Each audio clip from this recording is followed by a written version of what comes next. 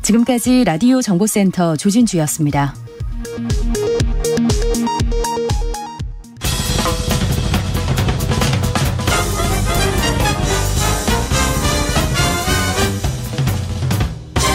훅 인터뷰. 모두를 위한, 모두를 향한 모두의 궁금증 훅 인터뷰. 그만둬, 그들 옆에는 법이 있다. 얼마 전 타계한 고 조세희 작가의 난소공, 난쟁이가 쏘아올린 작은 공의 한 대목입니다.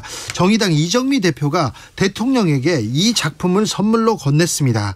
왜 난소공을 대통령한테 줬을까요? 지금 난소공 읽으라고 한 이유는 뭔지 정의당 이정미 대표에게 물어보겠습니다. 대표님 안녕하세요. 네, 안녕하십니까. 네, 어떤 마음으로 대통령에게 난소공 줬습니까? 사실 이 신년 행사를 초청을 받고 네. 며칠 동안 정말 고민이 너무 많았습니다. 고민이 많았어요? 일단 초청 방식에 문제가 있었습니다.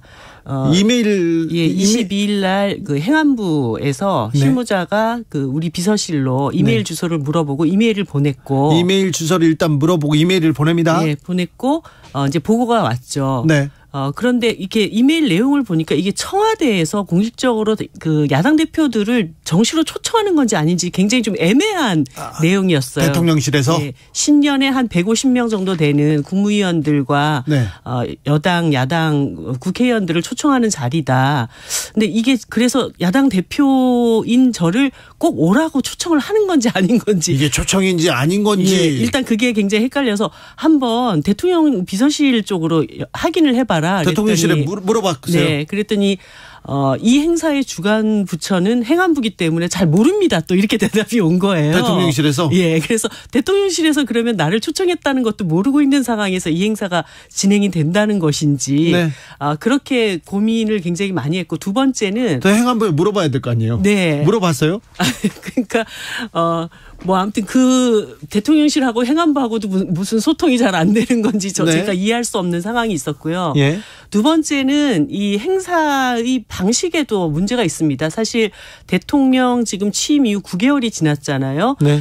역대 대통령께서 이제 제일 빠른 분이 이제 문재인 대통령이 취임 당일 그 야당 대표들을 불렀고, 네. 그다음에 이명박 박근혜 대통령도 30일, 40일 안에 다 야당 대표들을 초청을 만났죠. 했습니다. 그리고 네. 제일 길었던 게 이제 YS 때 한 넉 달 정도 지나서 불렀던 그 과정이 있었고, 이렇게 9개월, 1년이 다 돼가는데도 야당 대표들이 대통령 얼굴 한 번을 못 보는 이런 상황 역대 없었습니다. 이정미 대표도 못 봤어요? 네, 어저께 처음 이제 얼굴 봤어요? 본 거죠. 예. 네. 이제 이런 상황에서 한 150명 되는 사람들 모이는데 그냥 한 명의 초청자로 거기를 가서 거기에서 그렇게 멀찌감치 대통령을 바라봐야 하는 이 행사의 어떤 방식도 네. 가는 게 맞나.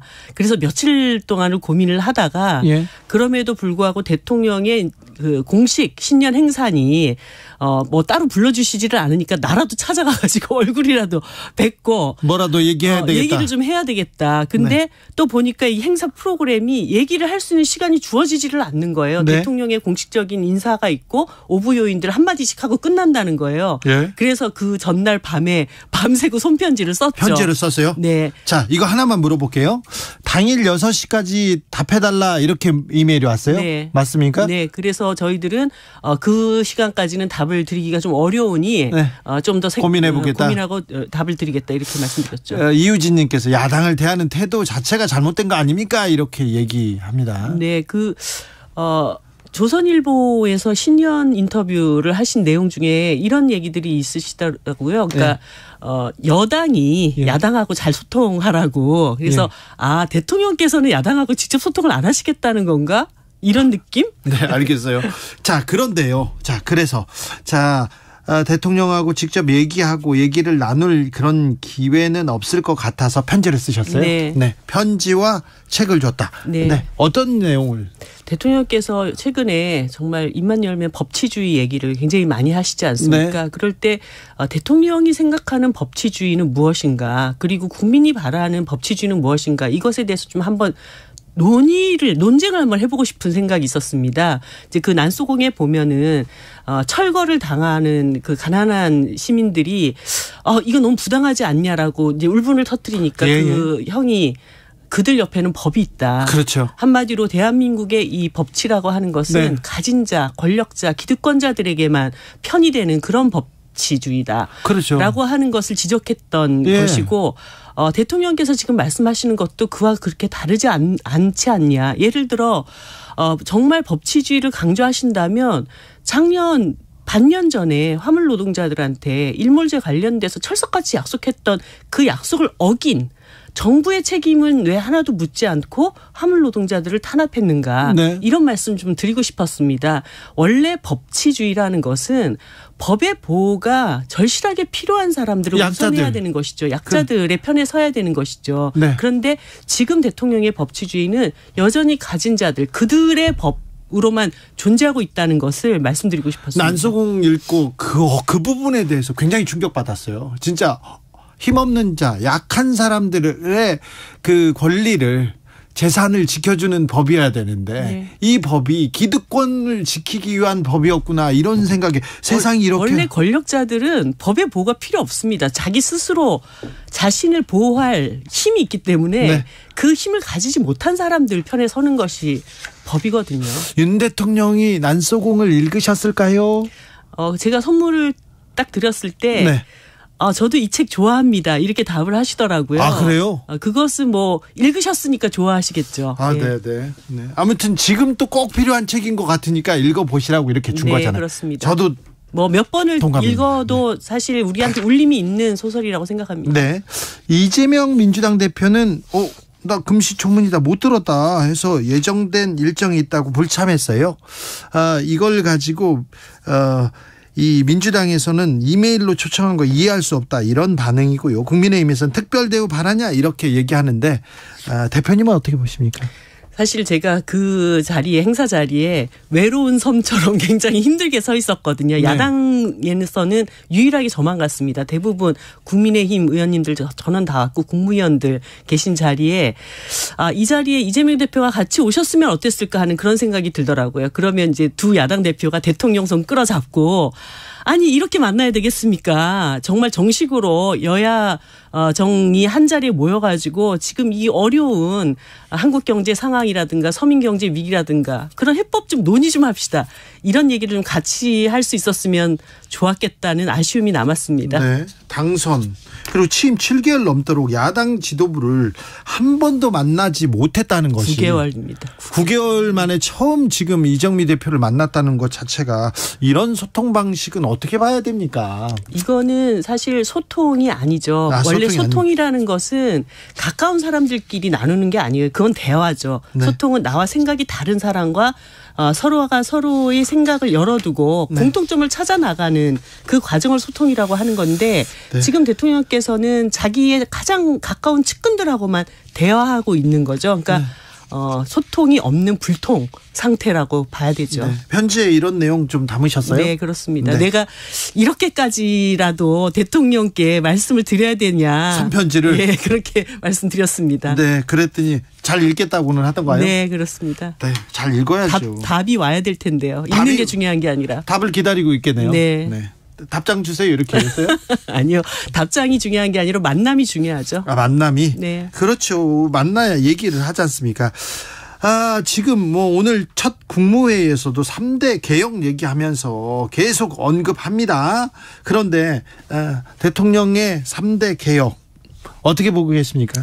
저는 사실 이번 대통령 신년사를 들으면서 윤석열 대통령께서 굉장히 좀 매정한 사람이라는 생각이 들었습니다. 네. 적어도 한 해 시작에 작년 동안 굉장히 어려움을 겪었던 많은 시민들에게 최고 권력자로서 위로를 주는 그런 말씀이 있어야 되는데 이태원 참사와 관련된 언급 하나도 없이 그냥 일방적으로 대통령 뜻대로 이 사회를 다 이렇게 거꾸로 돌리겠다라고 하는 의지를 표명을 하신 거거든요. 그러니까 노동개혁이라고 하는 것도 사실은 노동자들에게 책무를 부과할 때는 노동자의 권리도 지켜줘야 되는 것입니다. 네. 우리나라 헌법 제33조에 그 권리가 명시가 되어 있고 그런데 그런 부분들에 대해서 어떻게 그 권리를 보장할 것인지는 없어요. 그리고 뭐 특히나 저는 교육개혁 같은 경우는 좀 참 당황스러웠는데 우리나라 대학을 결국은 이제 그 사기업화 시키고 또 지방 간의 재정 불균형이 굉장히 심각한 상황에서 또 다른 서열화를 낳을 수 있는 것을 개혁안이라고 들고 나왔다는 부분에 대해서도 뭔가 교육개혁에 대한 방향성을 좀 잘못 짚고 계신다. 네. 여러 가지 지금 개혁이라는 어떤 프레임을 계속 가져다 쓰시기는 하지만 전반적인 국가의 태행 개혁이 아니라 개혁의 어떤 방향들을 강요하고 있다라는 느낌 그런 걸 갖고 있습니다. 특별히 노동 분야 그리고 근로시간 연장 이런 부분에 대해서는 우려가 큽니다.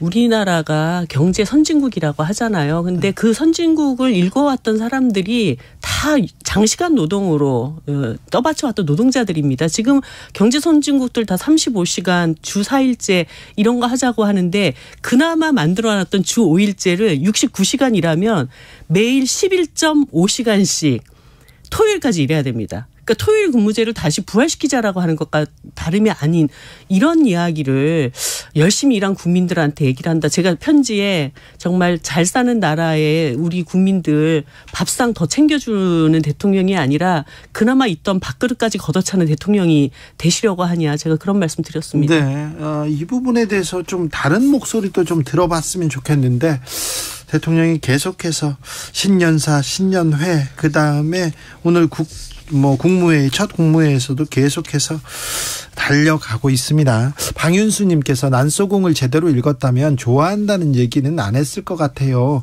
전 가슴 아프게 읽었습니다. 저도 가슴 아프더라고요. 우리 현실이 이런가, 우리 사회가 우리가 살아야 하는 사회는 이런 모습인가. 이래서 대통령으로서 무한한 책임에 어깨가 무겁습니다. 이렇게 말했다면 네. 좀 진정성을 알아줬을 텐데 방윤수님께서 이렇게 지적합니다. 대통령께서 중대선거구제 이슈를 던졌습니다. 어찌 보셨습니까? 일단 그 전제, 선거구제가 바뀌어야 한다는 그 전제를 든 것이 이제 우리 사회에도 민주주의의 다양성이 보장돼야 되고 대표성이 바로 서야 되기 때문에 소선구제가 갖는 폐해를 얘기한 그 부분. 이 원칙이 진정성이 있는 것이라고 한다면 네. 그것을 제대로 보장하기 위한 다양한 선거제도에 대한 논의들을 이제 제대로 붙여 나가야 된다고 봅니다. 근데 제가 19대 국회도 지켜봤고 20대 국회는 뭐 단식까지 하면서 싸웠지만 네.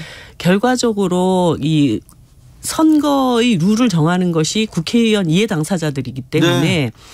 한 번도 이게 개선이 된 적이 없고 오히려 후퇴하고 개학을 했습니다. 그러니까 19대 때는 비례대표 의석수를 53석에서 47석으로 줄였고 네. 그다음에 20대에서는 연동형 비례대표제를 하자고 해놓고 비례위성정당을 만드는 이런 네. 결과를 낳았거든요. 아무튼 선거제도는 개편해야 될 거 아닙니까? 바꿔야죠. 네. 그런 점에서 아까 얘기했던 그 비례성과 다양성이라고 하는 그 원칙을 뭐 국민의힘 안에서도 대통령의 지시사항이니까 제대로 이것을 받아들고 중대선거구제는 사실 양날의 칼입니다. 지난 지방선거 같은 경우에 중대선거구제를 했지만 결국 복수공천제도 때문에 결국은 다양성이라고 하는 것이 보장되지 않고 거대 양당들이 또 착실하게 의석 갈라먹는 이런 결과를 낳았습니다. 그래서 어떤 방식이 그 원래 선거제도의 그 승자독식 제도를 극복하는 데 올바른 방향인가 이것에 대해서 국회 안에서 본격적인 논의가 시작돼야 되고 국회의장님께서 말씀하신 국회 전원회의 같은 것들을 통해서 다양한 방안들을 놓고 하나씩 뺄 거 빼가면서 합의점들을 찾아나가는 그런 과정에 정의당이 힘 보태겠습니다. 네. 그런데 양당은요. 민주당하고 국민의힘에서는 소선구제 제도가 지금 제도가 더 편하다 이런 또 생각이 있잖아요. 사실. 네, 그렇죠. 네, 잘 될까요? 그래서 이게 선거구 개편 문제, 선거제도 개편 문제 이게 현실적으로 가능할까 이렇게 회의적인 사람들도 있습니다. 네, 항상 이 선거제도는 당론이 우선하는 게 아니라 개개인의 국회의원들의 욕망이 훨씬 더 우선해 왔습니다. 밥그릇이기 때문에 네, 또 이럴 때일수록 저는 정치적 리더들의 결단이 매우 중요하다고 봅니다. 네. 그 양당의 대표들 그리고 뭐 대통령께서도 그냥 언사로만 한 게 아니라 진짜 의지를 갖고 있다고 한다면 그 리더들이 결단해서 해결점을 찾아나가는 과정이 필요하겠죠. 네. 북핵 관련된 조금 발언들 윤 대통령의 조선일보 인터뷰에서도 나왔고요. 그리고 국민의힘에서 계속 제주의 북핵 대응한 핵을 그 배치한다면 최적의 장소다 이런 얘기가 나오고 있는데 이 네. 상황 어떻게 봐야 됩니까? 대통령께서 미국의 핵 전략을 공동기획, 공동연습 개념으로 운영하겠다 이 말씀을 하셨는데 한마디로 개연성도 없고 현실성도 없는 안을 자꾸 던지면서 안보 불안만 부추기는 대통령이다 이런 생각 듭니다. 사실 미국의 핵 비확산 전략 이 정책에 대해서 제대로 이해하고 있다면 이런 말씀을 하실 수가 없거든요. 뭐 미국의 생각은 명확한데요. 네, 예를 들어서 그 핵 자산을 한국하고 공동 운영한다 이러면 일단 중국이 가만히 있겠습니까? 그리고 동아시아에 있는 미국의 동맹 국가들이 왜 한국하고만 그것을 공유하고 같이 운영하냐? 이거는 뭐 말도 안 되는 얘기고 한마디로 이렇게 전략적 몽상 수준의 발언이다. 전 이렇게 보고 있습니다. 네. 근데 핵 얘기를 계속 이렇게 이어가는 게 조금 이게 한반도의 평화에는 도움이 안 될 텐데 이런 생각하는데 정치적 이익에는 도움이 되나요 이게? 글쎄요 여러 여론조사에 보면은 윤 대통령의 이제 긍정 부정 평가에 긍정 평가를 차지하는 중요한 대목 중에 하나가 강력한 추진력 뭐 이런 근데 그 추진을 이상한 데서 쓰고 계시지 않나. 네. 오늘 여야 원내대표가 만났습니다. 그래서 임시국회 소집 시점을 놓고 얘기하고요. 그다음에 국정조사 연장할 건지에 대해서 얘기하는데 결론을 내지 못했다는데 이 부분은 어떻게 해야 됩니까? 반드시 국정조사 기간 연장을 해야죠. 저는 처음부터 그 국정조사 기간 합의를 할 때 너무나 의아했습니다. 네. 국정조사 45일이면 45일 동안 국정조사를 한다는 게 돼야 되는데 네. 그 안에 예산안을 처리하는 시간을 포함을 시켜놓은 거예요. 예. 그러니까 당연히 국민의힘에서는 국정조사 하기 싫은데 예산안 가지고 시간 질질 끌면서 절반 이상을 다 날려먹은 거지 않습니까? 네. 그럴 때 정말 최소한의 양심이라도 있다면 그 예산안 때문에 심의 지연되었던 시간 이 시간만큼은 국정조사 본래 기간을 보장을 해줘야죠. 그러려면 뭐 국회 본회의를 열어서 그때 당시 합의할 때 필요하다면 연장할 수 있다라고까지 되어 있습니다. 네. 그 필요성이 이미 이제 검증이 됐기 때문에 당연히 국회에서 이거는 연장 처리해야 된다고 봅니다. 법원에서 뇌물수수 의혹으로 이렇게 조사를 받았던 검찰 조사를 받았죠. 그리고 영장을 청구했던 노웅래 더불어민주당의 구속영장을 기각했습니다. 체포 동의안도 부결됐는데요. 네.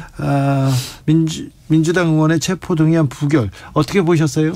정의당은 이 면책 특권에 대해서 예전 뭐 군사 독재 시절 이런 시절에 어떤 야당 전체를 보호하기 위해서 이런 권한을 주었지만 지금 그것이 계속 어떤 일반 시민들과는 달리 국회의원들이 이 특권을 계속 가지는 것에 대해서는 부적절하다고 얘기를 했고 제가 알기로는 이재명 대표께서 대선 때 이것을 공약으로도 내거셨던 걸로 알고 있습니다. 네. 그러니까 이것이 뭐 구속을 용인했거나 당신은 범법자라고 하는 것을 국회에서 판단하는 것이 아니라 일반 시민과 똑같이 가서 조사를 받으라는 것이었거든요. 네. 그렇다고 한다면 저는 당연히 노웅래 의원이 조사를 받고 또 이렇게 구속영장이 기각되는 결과가 나올 수도 있는 것이지 않습니까? 예. 뭐 그런 판단을 우리 국회 안에서는 이제 좀 선진적으로 해야 되지 않나 싶습니다.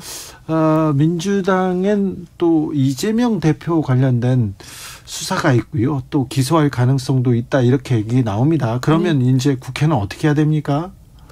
글쎄요, 저는 국민의힘에서 이 국회를 계속 여는 것을 방탄국회 열지 말라 이렇게 얘기를 하시는데 사법부에서 행사할 일과 국회 입법부에서 해야 할 일을 좀 잘 구분을 했으면 좋겠습니다. 국회는 일을 해야 되는 곳입니다. 네. 지금 1월 7일 임시국회 끝나는데 제대로 해결되지 못한 일들을 산적해 있고요. 너무 많아요. 당연히 저는 365일 월급 받는 국회의원들이면 매월 일을 해야죠. 네. 그러면 상시국회가 열려야 된다고 봅니다. 네. 임시국회는 열려야 된다. 네. 알겠습니다.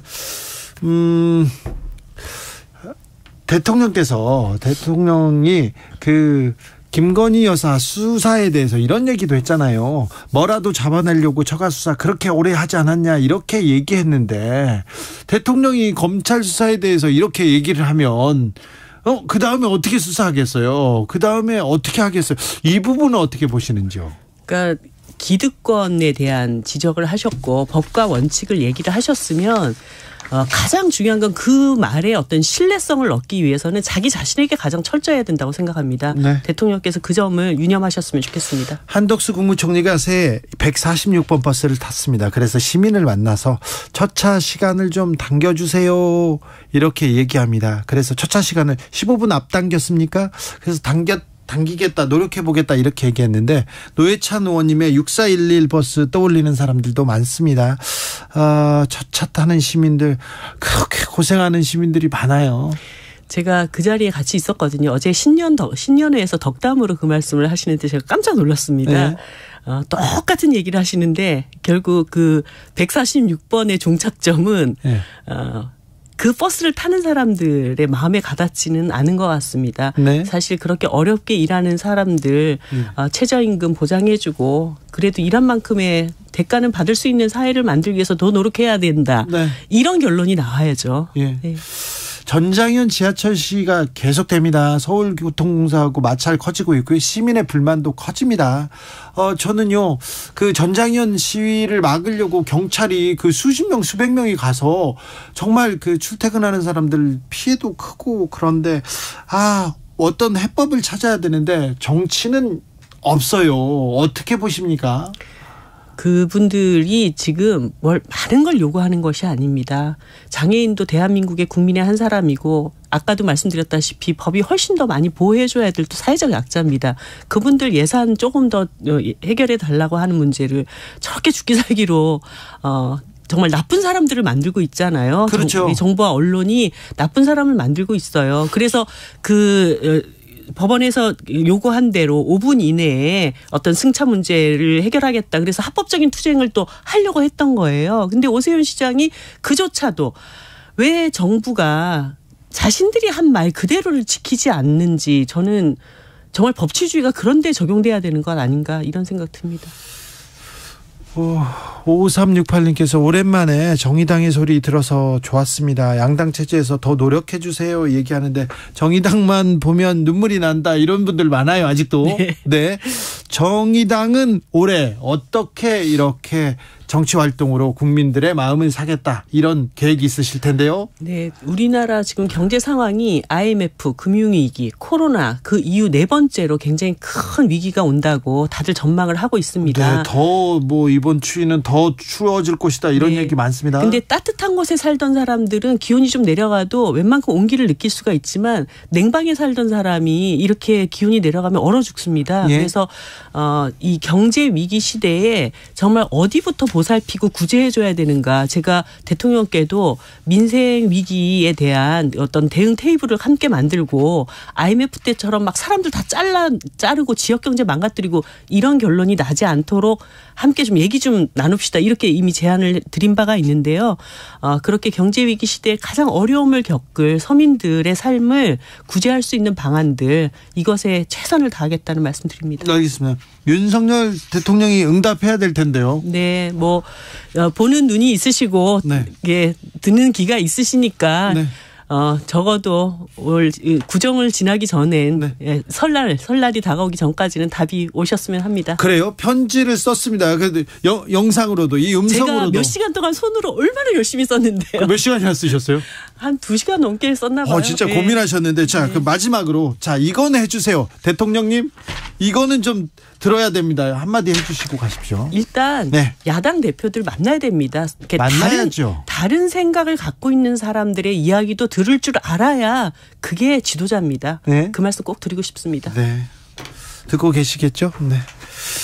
이정미 정의당 대표와 말씀 나눴습니다. 감사합니다. 네, 고맙습니다. 새해 복 많이 받으세요. 네. 교통정보센터 다녀오겠습니다. 오수미 씨. 네, 이 시각 교통정보입니다. 돌발 지점 주변으로 퇴근길 정체에 더